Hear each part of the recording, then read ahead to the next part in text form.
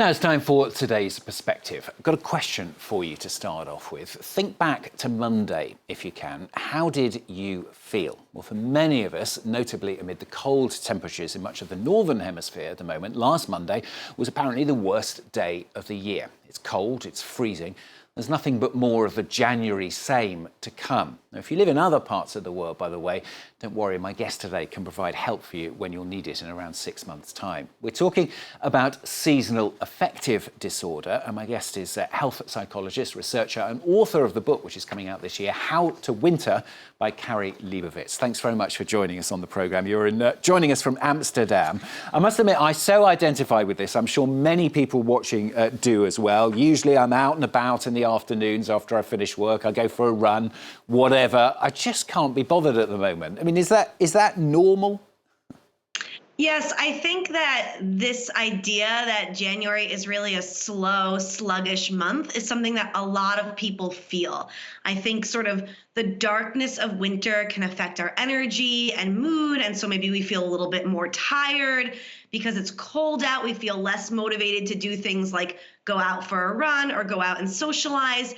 And now the holidays are over, the vacation is behind us, we have more winter to go, we are not going to get a break from work that soon. And so I think a lot of people really struggle with the winter blues at this time of year in January. Presumably the main focus of it must be the fact that A, it's freezing cold, and B, there's very little light, it's just grey. I think the combination of the cold and the darkness is really what gets to people, especially the darkness, right? So the idea that you might be getting up for work and going to work and it's mostly dark. You might be coming home from work and the sun has already set. I know that that's true here in Amsterdam for me when I get up and when I finish my work day. And it's true that light and darkness do affect our levels of energy. They affect things like melatonin production, which helps us sleep. And so a lot of people feel that sort of dragging energy at this time of year. Now, for most of us, it's just a feeling perhaps of not quite feeling right, being a little bit depressed, but it can be, can't it, much more serious?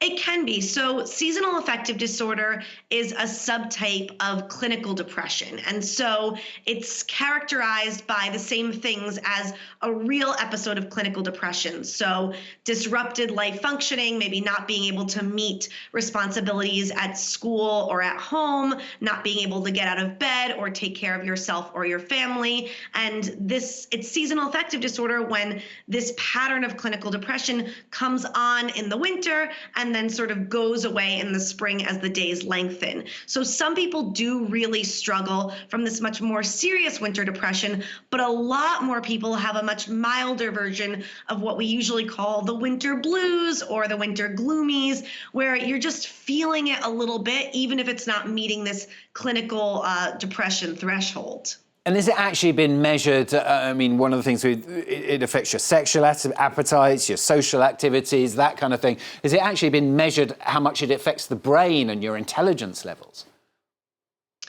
Well, we know that energy and light can affect our cognition. So bright light can be stimulating and help us focus and help improve our memory. This is often why, workspaces are well lit. And so there is an idea there that perhaps a lack of light might be able to sort of weaken our cognition or interrupt our thinking a little bit. But what I've found in my research is actually it's less about the objective impact of things like light and cold on our cognition and energy and mood, and more about our interpretation of what these things mean for us. So if you have this belief about yourself that the darkness and the cold of winter is really bad for you and makes you feel really bad and makes it harder to do your best work, then that's actually more likely to affect you. So what can you do about it then? So I think it's really possible to change our approach to winter and our relationship to winter darkness. So I actually lived for a year in Tromsø, Norway, which is a city, it's 200 miles north of the Arctic Circle. So it's so far north that during the winter, the sun doesn't rise for 2 months. So they get no direct sunlight from late November to late January. But people there have to find a way to adapt. And they actually talk about this winter time and this darkness as a really special time of year, as a time that's really cozy, really peaceful, really good for rest and rejuvenation. And I think taking our cues from Scandinavians and places around the world that really embrace the winter, we can start asking ourselves, what are the opportunities in the darkness? Maybe you use it as a chance to take it a bit easy this month. Maybe you say, after the hustle and bustle of the holidays, I'm going to really slow down in January. I'm going to go to bed earlier. I'm going to spend more time at home with my family. I'm going to read more books. I'm going to do more calm, peaceful activities. And I'm really going to lean into this time of year as a chance to be a little bit calm, a little bit low energy, and rejuvenate. So perhaps it's like snuggling up with a book in bed, light some candles or whatever, light a fire if you've got a fireplace, that kind of thing? Exactly. And these are simple actions, right? Lighting a candle, sitting by the fireplace. They're small things, but when we do it with intention, when we do it with an eye towards making the winter darkness special, making the winter darkness feel magical and romantic and cozy, then it actually can profoundly change our experience of winter. And instead of thinking of the darkness as, oh, this is something that really gets me down, that's really bad for, my brain and my mood and my energy, we can think of it as, wow, this winter darkness is really a gift that allows me to slow down and snuggle up and revel in the comforts that are unique to this time of year. You've got a book coming out, haven't you, How to Winter? You're almost making a career out of talking about this now. Why is that something that you wanted to do, and what advice did you think you'd be able to put together to put into the book? I mean, if people didn't struggle with winter, I would be out of a job. So it's very normal. Yeah. And really, I grew up hating the winter myself. I grew up outside of New York at the Jersey Shore. And so I was, a summer person.